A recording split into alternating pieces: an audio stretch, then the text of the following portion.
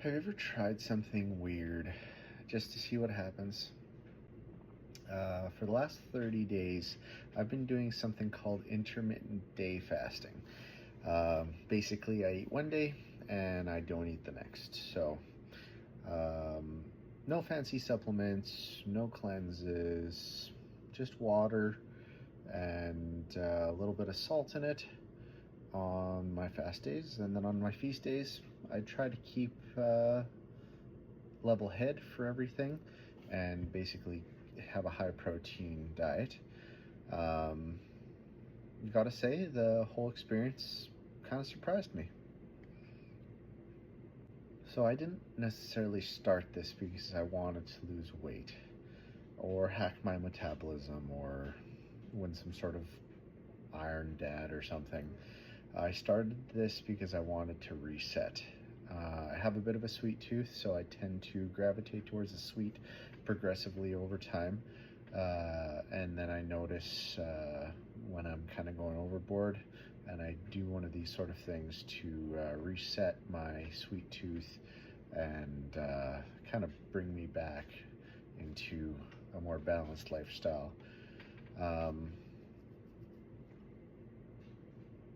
so the first thing I did was I did the first fast day on a Friday. I work a pretty labor intensive job, so I wanted to make sure I'm capable of working while fasting. Um, I made sure to bring lots of extra water, and surprisingly, it wasn't so bad during the workday. I've done intermittent fasting before, so I've done usually do the morning. I don't eat till about noon, um, and that's usually no problem. That's almost a daily event. Um, the new thing was I surprisingly I wasn't that hungry even at lunch. Usually my last meal is the day before, sometime around 8, 9. I have a snack closer to the end of the day. Um, but this time I would go from that last meal for a full day just drinking water until the morning the day after, when I would try to have a high protein breakfast, usually in the form of a protein shake, sometimes eggs if I have the time. Um, I really look forward to those feast days, I've started calling them. Now, the biggest challenges I found were having to cook for family. So if my wife was out, either working or whatnot, I found the hardest thing was to be able to cook a proper dinner for the kids without sitting down and necessarily eating with them. Um, Due to habit, we typically eat as a family, or whoever's there as long as we can. And when I'm not eating, the kids don't tend to kind of get into the meal as much. And I find myself trying to guide them into the food opposed to having to mirror the food intake. Um, the actual act of cooking definitely brings on hunger pains as well. One of the big learnings from this has been that hunger pains are temporary. Um, they don't last more than 5-10 minutes, and usually sipping a little bit of water, I found with salt. I'll tell you this little story about that in a minute as well. That is usually it makes them go away and you're off to the races. Um, the reason I started adding salt in my water, just a pinch, was due to cramping. I had 2 incidents of cramping. One the morning after a fast day. I was sweating a lot the day before and fasting, and I probably didn't have any electrolytes, so I found adding a pinch of salt in my water throughout the day solved my cramping issue. It was actually, I woke up due to a cramp in the morning, and it was in my leg, calf muscle. But beyond that, it was achy throughout the day.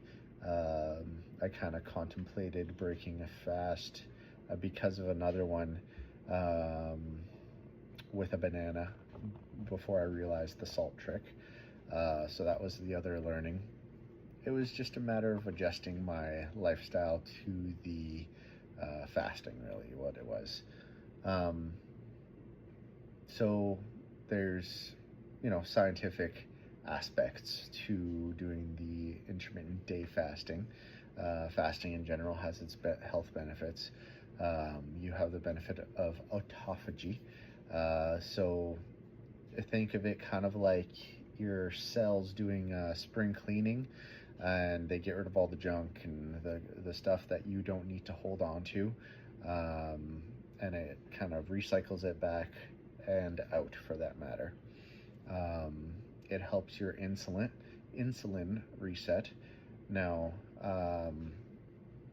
I tend to get confused on my insulin resistance and insulin um, terms there.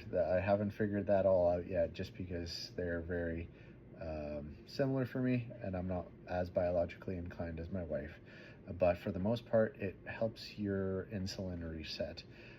So when your insulin levels drop, your body gets better at using energy. So it means you use your fat cells for that energy. You also get better blood sugar and more stable energy. So again, fat burning is a great side effect. Over the last month, I've lost 10 pounds. And it's mostly because, well, the caloric intake throughout the week is 3 days less for me, essentially. Less calories. I'm using autophagy. My stomach is shrinking. I think I look a little thinner in the face, which is nice. I've noticed now when I go into ketosis, I get a taste in the mouth. Usually for me, that's around dinner time, ironically. So after a full day of fasting, usually around dinner, it's kind of like a bloody taste, or a high iron taste in the mouth.